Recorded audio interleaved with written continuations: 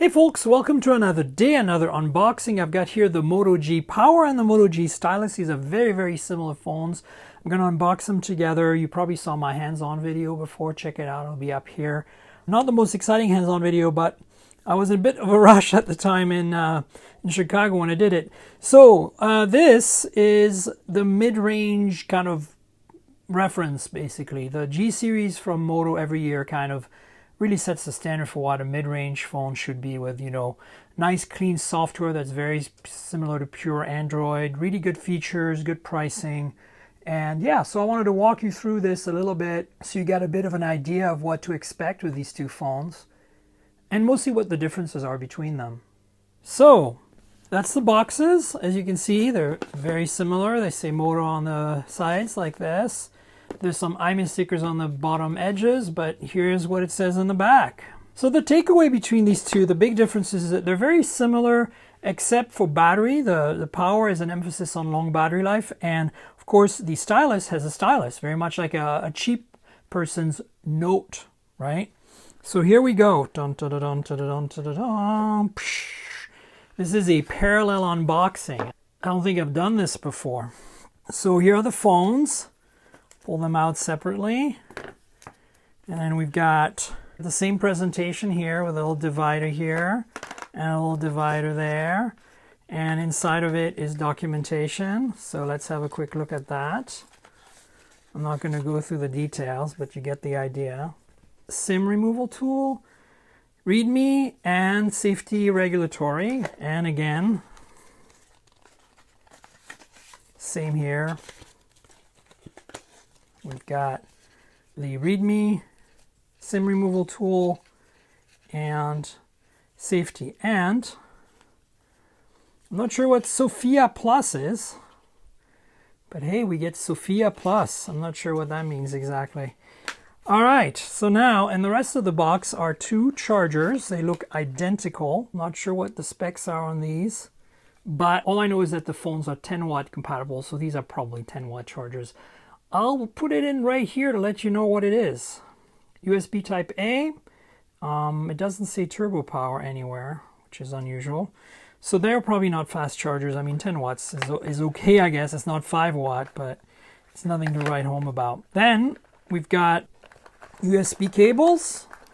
These are the same. USB type A on one end, type C on the other, right? A and C. You can see A and C. Yeah. All right. That's exciting. Okay. So that's it for the boxes. Let's have a look at the phones now, shall we? Ta-da! So I have to remove and peel this. Ooh. That's one. And in case you're wondering what all this dust is, these two boxes were packaged in this recycled paper confetti, and it went everywhere. So that's what you're seeing here. You're seeing the results of the confetti entering these boxes, which weren't sealed, I guess. So that's it. Again, don't mind the dust. As you can see from the front, you really wouldn't be able to tell them apart. And same story in the back. Other than different colors here, you wouldn't really be able to tell them apart. You might be able to notice if you see that the flash is here offset, but flash is down here on this one. So again, the one on the left is the Power, and the one on the right is the Stylus in this beautiful blue color. I'll show them to you a little closer. So that's what the Power looks like, and that is what the Stylus looks like. Let's start them up together. Boom. So the first thing you'll notice about them, which is identical with both, is 6.4-inch IPS. Ooh, that was quite the vibration. 6.4-inch IPS panel, 1080p, and the fingerprint sensor is on the back of the phone because of that. But there is a hole punch camera, which is pretty cool. And it's a 16 megapixel Oh, hello. And it's a 16 megapixel f/2.0, 1 micron pixel camera, and that's valid for both. That's 1080p video. Inside is a Snapdragon 665 in both of these. They both have 4 gigs of RAM. Now, one of the differences is the storage, right? The Power has 64 gigs. The Stylus has 128 gigs of storage. Both of them support micro SD expansion, which is nice. Anyway, so that's it for the front. That's the details. You can see earpieces up here and the cameras. Now, let's talk about the back. So inside the Power is a 5,000 milliamp hour battery because this thing is supposed to last. It's a little thicker because of it. You can tell by the camera indent. It's a little thinner on this one than it is on that one. See, it sticks out a little more. 4,000 milliamp hour here on the Stylus. And that's basically the differences. Other than the battery and the amount of storage, these are pretty much identical. Now, cameras are slightly different in the back, and that's something I want to talk about. So the one for the camera you want is the Stylus. Let's walk through these real quick. The Moto G Power has 3 cameras. It has a 16 megapixel f/1.7 camera, no OIS, for the main, which is probably this big one up here. I'm completely guessing. 8 megapixel f/2.2 ultra wide with 1.12 micron pixels, and a 2 megapixel macro camera with 1.75 microns and an f-stop of 2.2.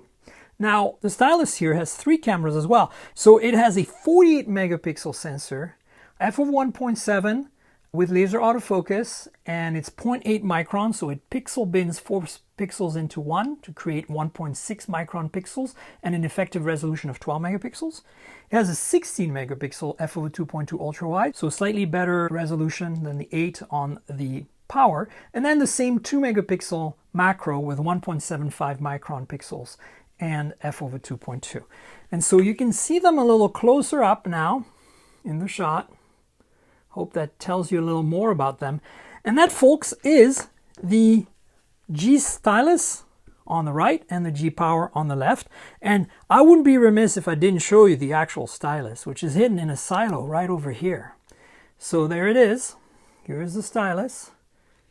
Oh yeah. It's a little metal Stylus with a capacitive nubbin in the back.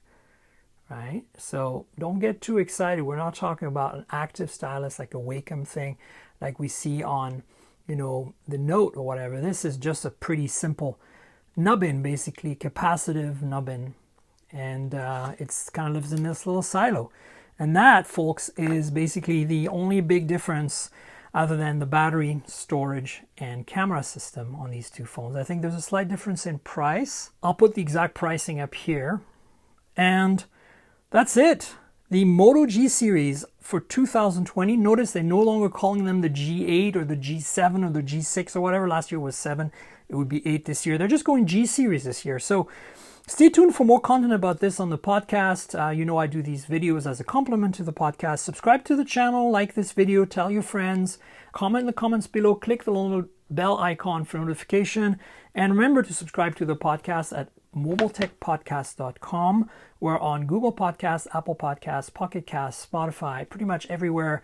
Find us, me and my guests there, and subscribe. Tell your friends about it as well, and stay tuned for more content. Cheers, everybody.